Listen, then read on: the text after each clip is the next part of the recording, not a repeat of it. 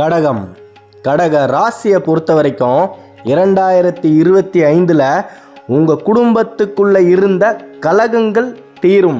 அதாவது கலகம் பிறந்தாதான் வழியே பிறக்கும் அப்படின்னு சொல்லுவாங்க. ஆனால் உங்களை பொறுத்த வரைக்கும் எந்த ஒரு வழியுமே இது வரைக்கும் பிறந்ததே கிடையாது. நீங்கள் எந்த இடத்துல இருக்கிறீங்களோ அந்த இடத்துல ஒரு தேவையில்லாத கலகங்கள் உருவாகி அந்த கலகம் முடியக்கூடிய இடம் கடகமாக இருக்குது. மிகப்பெரிய அளவில் கடக ராசியில் இருக்கக்கூடிய அனைத்து நண்பர்களும் ஒரு நிம்மதியான வாழ்க்கையை வாழ ஆரம்பிக்க போகிறீங்க.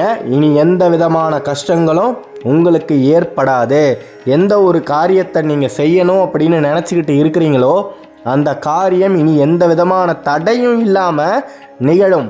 ஏன்னா இத்தனை நாளாக அஷ்டம சனியில் படாத கஷ்டத்தை பட்டாச்சு கடகம்.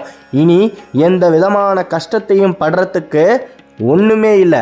அத்தனை ரூபங்களிலையும் நீங்கள் அனைத்து விதமான இன்னல்களையும் அனுபவித்து முடிச்சிட்டீங்க. இப்போ சனி பகவான் உங்களுக்கு பாக்கிய சனியாக மாறுகிறார். அப்போ மிகப்பெரிய அளவில் பாக்கியங்களை உங்களுக்கு வாரி வழங்கியே தீருவார். இந்த தருணத்தில் நீங்கள் கொஞ்சம் ஜாக்கிரதையாக இருக்கணும். என்னென்னா இத்தனை நாள் நீங்கள் ஒரு கட்டுக்குள்ளே வாழ்ந்துக்கிட்டு இருந்தீங்க. அடுத்தவருடைய கட்டுப்பாட்டுக்குள்ளே நீங்கள் உங்களுடைய செயல்களை செஞ்சுக்கிட்டு இருந்தீங்க. இனி உங்களுக்கு எந்த விதமான கட்டுகளுமே கிடையாது. ரொம்ப சுதந்திரமான ஒரு முடிவுகளை உங்களால் எடுக்க முடியும். நீங்கள் நினச்ச விஷயத்த நிச்சயமாக நடத்த முடியும். சட்ட சம்பந்தப்பட்ட சில வழக்குகளில் நீங்கள் ரொம்ப நாளாக கஷ்டப்பட்டுக்கிட்டு இருந்தீங்க அப்படின்னா நிச்சயமாக 2025 தொடங்கினதுமே அந்த வழக்கு உங்களுக்கு சாதகமாக மாறியே தீரும். நம்பிக்கையோடு இருங்க. அப்போ எந்த விதமான பிரச்சனையுமே நடக்காதா? 2025 நாங்கள் எங்கே வேணாலும் காலை வைக்கலாமா அப்படின்னு கேட்டிங்கன்னா நிச்சயமாக எந்த இடத்துல வேணாலும் காலை வைக்கலாம். அதற்கு முன்பாக ஆழம் பார்த்து காலை வைக்கணும். ஏன்னா 2ல் கேது இருக்கிறாரு, 8ல் ராகு இருக்கிறாரு.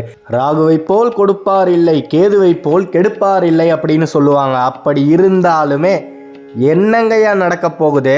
சர்ப்பம்.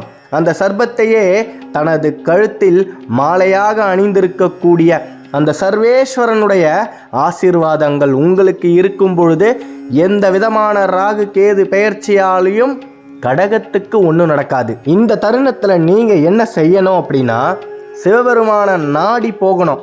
அப்படி நாடி நீங்கள் போகும்போது சகல சௌபாக்கியங்களும் உங்களை தேடி வரும். மிகப்பெரிய அளவில் கடகம் வாழ்க்கையில் நினைச்ச விஷயங்களை செய்யக்கூடிய ஆண்டு தான் 2025. ரொம்ப நாளாக நீங்கள் வீடு கட்டணும் அப்படின்னு யோசிச்சுக்கிட்டு இருக்கிறீங்க. ஆனால் செய்யவே முடியல. நிலம் இருக்குது. அந்த நிலத்தில் உங்களால் நிச்சயமாக பூமி பூஜையை சிறப்பாக போட முடியும். அப்படி நீங்கள் போடும் பொழுது அந்த திருநீலகண்டனுடைய திருநீரை உங்கள் கூடவே வச்சுக்கிட்டு நீங்கள் சுப நிகழ்ச்சிகளை ஆரம்பிங்க. அந்த நிகழ்ச்சி நிச்சயமாகவே சுபிக்ஷமான முறையில் நடந்தே தீரும். எந்த விதமான குழப்பங்களும் கலகங்களும் இனி கடகத்துக்கு ஏற்படாது. நம்பிக்கையோடு இருங்க. நீங்கள் எந்த ஒரு தருணத்திலையுமே உங்களுடைய மனசை அலைப்பாய விடாதீங்க. நீங்கள் எடுக்கிற முடிவில் ஜெயிக்க முடியும். அடுத்தவர்களுடைய சொல்ல நீங்கள் கேட்கும் பொழுது உங்களுக்கே தெரியாமல் நீங்கள் முடிவுகளை மாற்றி எடுப்பீங்க. அப்படி நீங்கள் மாற்றி எடுக்கும் போது தான் விதி அதனுடைய வேலையவே காட்ட ஆரம்பிக்கும். எந்த ஒரு சூழ்நிலையிலுமே நீங்கள் 2025 கடன் வாங்காமல் இருங்க. ஒரு வருடம் கடன் வாங்காமல் இருங்க. நீங்கள் வாங்கக்கூடிய கடன் நிச்சயமாக உங்களுக்கு கஷ்டங்களை மட்டுமே தான் தரும். தவிர்க்க முடியாத சூழ்நிலையாக இருந்தால் மட்டுமே கடன் வாங்குங்க. ஏன்னா பல தருணங்கள் உங்களுக்கு ஏற்படும். நீங்கள் உங்கள் கையில் இருக்கக்கூடிய செல்வத்தை கடனாக இன்னொருத்தவங்களுக்கு கொடுத்துட்டீங்க அப்படின்னா நீங்கள் எந்த ஒரு பொருளை கொடுத்தீங்களோ அந்த பொருள் உங்கள் கிட்ட திரும்பி வர்றதுக்கு பல யுகங்கள் எடுக்கும். தயவு செய்து கடகம் இந்த ஒரு வருடம் கடன் வாங்காதீங்க. யாருக்கும் கடன் கொடுக்காதீங்க. நாம் வளர்ச்சியை நோக்கி நகரும் பொழுது எந்த ஒரு தருணத்திலையுமே திரும்பி பார்க்கவே கூடாது, கீழே இறங்கவே கூடாது. கடகத்துக்கு இனி எழுச்சி மட்டுமே தான். கடந்த காலத்தை திரும்பியே பார்க்காம எதிர்காலத்தை மட்டுமே எதிர்நோக்கி நீங்கள் போயிட்டே இருந்தீங்கன்னா வெற்றி உங்களை பின்தொடர்ந்து நிச்சயமாக வந்தே தீரும். இதில் எந்த விதமான மாற்று கருத்துமே கிடையாது. அந்த சர்வேஸ்வரனுடைய பரிபூரணமான அனுகிரகம் உங்களுக்கு கிடைக்க போகுது. இனி எந்த விதமான தீய சக்திகளுமே கடகத்தை நெருங்கவே முடியாது. ஏன்னா அனுதினமும் நீங்கள் உங்களுடைய அந்த திருநீரை சுமக்கும் பொழுது எந்த விதமான மனக்கசப்புகளும் மனக்குழப்பங்களும் உங்களுக்கு ஏற்படாது. இது நாள் வரைக்கும் நீங்கள் வீட்டுக்குள்ளே போனாலே சண்டை ஆரம்பிச்சிடும். அது வரைக்குமே அந்த வீடு நிசப்தமான ஒரு நிலையில் இருக்கும். நீங்கள் வேலையை முடிச்சுட்டு வீட்டுக்குள்ளே போனதுமே தான் எங்கேருந்து தான் அந்த பிரச்சனை ஆரம்பிக்கும்னே தெரியாது. மிகப்பெரிய ஒரு பிரளயமாக மாறி எல்லாரும் நிம்மதியாக தூங்கிட்டு உங்களை மட்டும் மன உளைச்சலில் விட்டுட்டு அவங்க எல்லாம் அவங்களோட வேலையை பார்க்க ஆரம்பிச்சிருவாங்க. நீங்கள் மட்டும் அதை பற்றியே யோசிச்சுக்கிட்டு எப்போ தான் தூங்குறீங்கன்றதே தெரியாமல் தூங்கிய நாட்கள் அதிகம்.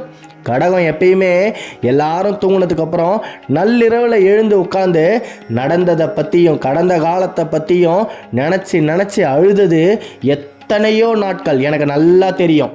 இனி அந்த கவல நிலை கடகத்துக்கு இல்லவே இல்லை. சில பேர் ரொம்ப ஆவலாக எதிர்பார்த்துக்கிட்டு இருக்கிறாங்க, நீங்கள் எப்படா கீழே விழுவீங்க, எப்போதான் இவங்க சரிக்கு விழுவாங்க அப்படின்னு. அப்பேற்பட்டவங்க மத்தியில் நீங்கள் கம்பீரமாக ரொம்ப துணிச்சலாக நடந்து போகக்கூடிய காலம் பிறந்தாச்சு.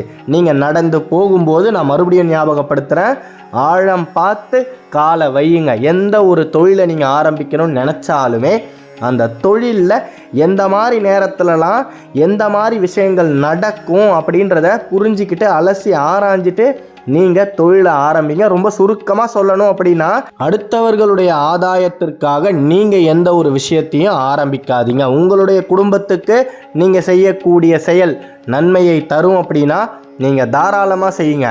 மற்றவங்க, அதாவது உங்களுடைய நண்பரோ இல்லை உங்களுடைய தொழிலில் சில பங்கை ஒருத்தர் போட்டிருப்பார், அவருக்கு நன்மை வரணும் அப்படின்றதுக்காக நீங்கள் ஒரு காரியத்தை செஞ்சீங்கன்னா உங்களை ஏணியாக வச்சு அவர் மேலே ஏறி போன ஏணியை மறந்துட்டு போயிடுவார்.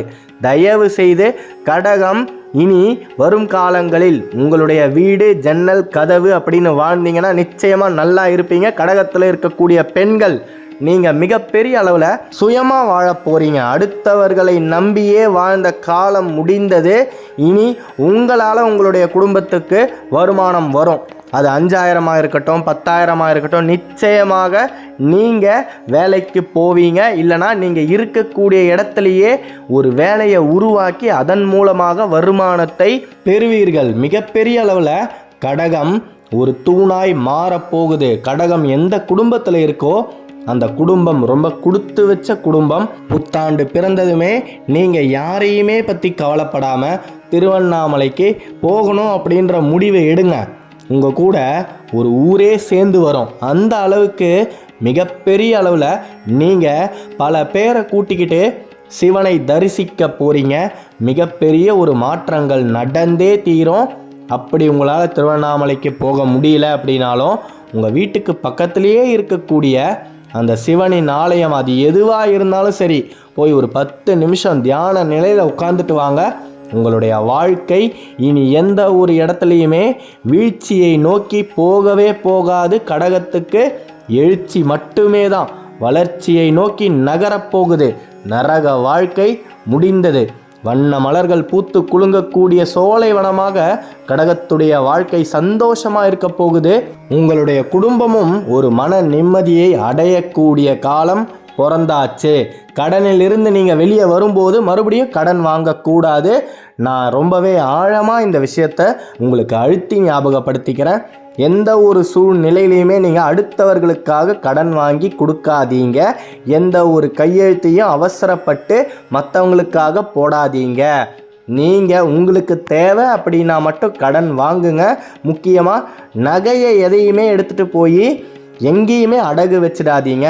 மிகப்பெரிய அளவில் நீங்கள் செல்வத்தை சம்பாதிக்கும் பொழுது செல்வம் நம்மை விட்டு பின் வாசல் வழியாக போவதற்கு தயாராக இருக்குமா, அதை நாம தான் இறுக்கி இழுத்து கட்டி போட்டு வச்சுக்கணும் நம்ம வீட்டுக்குள்ளே. மிகப்பெரிய அளவில் கடகம் செல்வாதிபதிகளாக மாறக்கூடிய காலம் 2025 ஆரம்பிக்க போகுது. நீங்கள் வாழ்க்கையில் வளரவே மாட்டீங்க. உங்களால் கால் காசு கூட உருப்படியாக சம்பாதிக்கவே முடியாது. எந்த ஒரு சூழ்நிலையிலையுமே நீங்கள் தன்னிச்சையாக உங்களுடைய வாழ்க்கையை வாழ முடியாது அப்படின்னு உங்களை ஏளனமாக பேசியவர்கள் முன்னிலையில் நீங்கள் சொந்தமாக நிலம் வாங்குவீங்க. உங்களுக்குன்னு ஒரு வாழ்க்கையை சொந்தமாக வாழ ஆரம்பிப்பீங்க. அதுதான் சொன்னேனே, அடுத்தவர்களுடைய கட்டிலிருந்து விடுபடக்கூடிய காலம் கடகத்துக்கு பிறந்தாச்சு. வேகம் அதிகரிக்கும். அப்படி வேகமாக நீங்கள் நடந்து போகும்பொழுது விவேகத்தோடு நடக்கணும், நம்பிக்கையோடு இருங்க. அந்த கைலாயத்தில் இருக்கக்கூடிய மகேஸ்வரன் உங்கள் கூடவே துணையாக வரப்போகிறாரு. மிகப்பெரிய அளவில் நீங்கள் வாழ்க்கையில் ஜெயிக்க போகிறீங்க. ஜெயிக்க பிறந்த ராசி அப்படின்னா அது கடகம் தான். 2025 மிகப்பெரிய ஒரு புத்துணர்ச்சியோடு நீங்கள் வாழ ஆரம்பிக்க போகிறீங்க. சந்தோஷமாக இருங்க. அடுத்த காணொளியில் விரைவில் சந்திப்போம். கடக ராசியை பற்றி நீங்கள் தொடர்ந்து தெரிஞ்சுக்கணும் அப்படின்னா இந்த சேனலை சப்ஸ்கிரைப் பண்ணிக்கோங்க. நமச்சிவாய வாழ்க, நாதந்தாள் வாழ்க, இமை பொழுதும் என் நெஞ்சில் நீங்காதான் தாழ் வாழ்க. நன்றி.